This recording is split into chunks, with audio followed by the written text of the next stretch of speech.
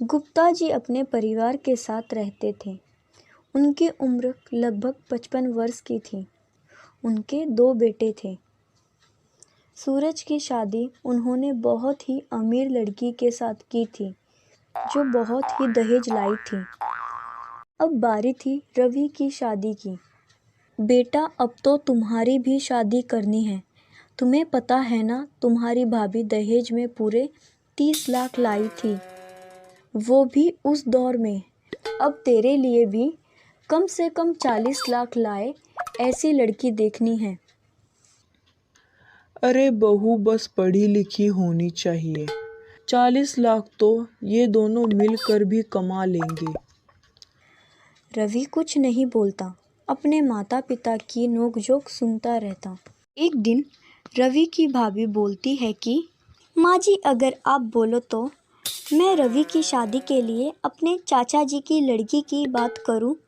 दहेज में कम से कम 40 लाख बोल रहे थे।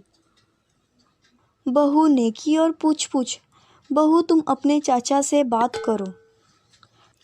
शाम को सब साथ में बैठे थे और रवि की माँ शादी के लिए बोलती है।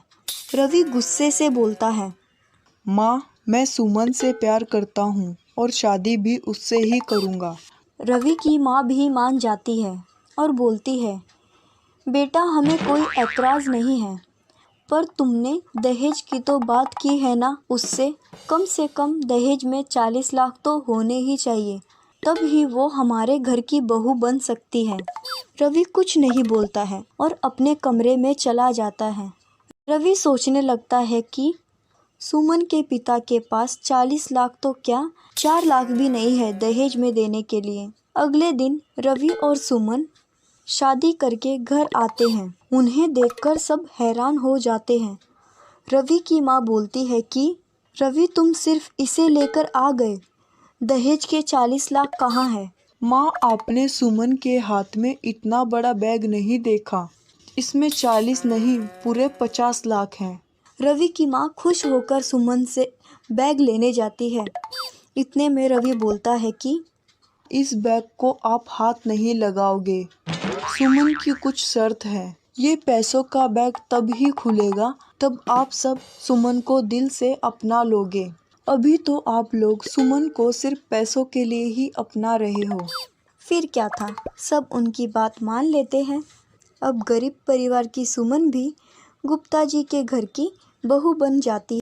सुमन घर का सारा काम करती और काम पर भी जाती।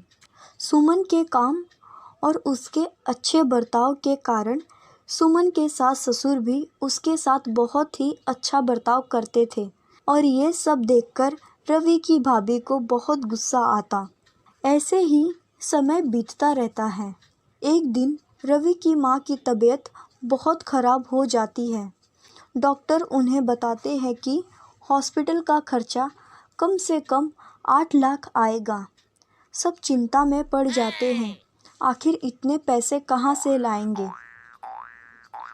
सूरज अपनी पत्नी से बोलता है कि यार, अब तुम ही कुछ कर सकती हो। माँ के सारे गहने भी तुम्हारे पास हैं और तुम तो अपने पिता से भी पैसे ले सकती हो। सूरज की पत्नी गुस्से में बोलती है, क्या मैं अपने पिता से पैसे मांगूं? मेरे पिता ने तुम्हें दहेज में पूरे 30 लाख दिए थे, तब जाकर तुम लोगों ने गहने लिए थे। आप लोग सुमन से 50 लाख वाला बैग क्यों नहीं लेते? सूरज सुमन और रवि को 50 लाख वाला बैग लाने के लिए बोलता है।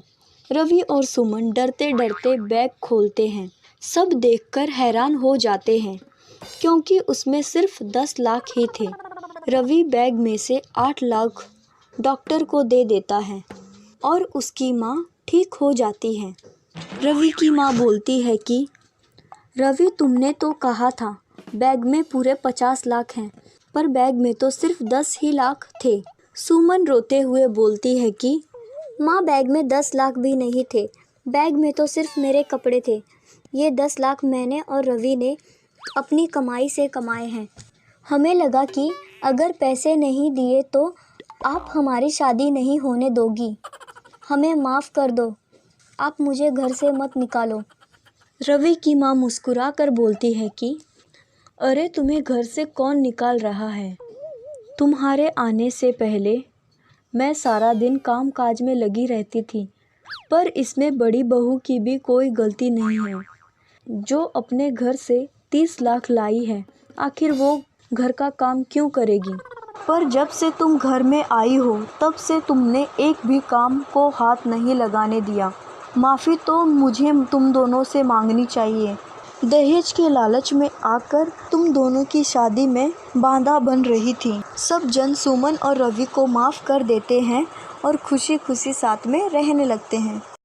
तो फ्रेंड्स, कैसी लगी आपको आज की ये छोटी सी स्टोरी? ऐसी ही कहानियों को सुनने के लिए हमारे चैनल को सब्सक्राइब ज़रूर करें।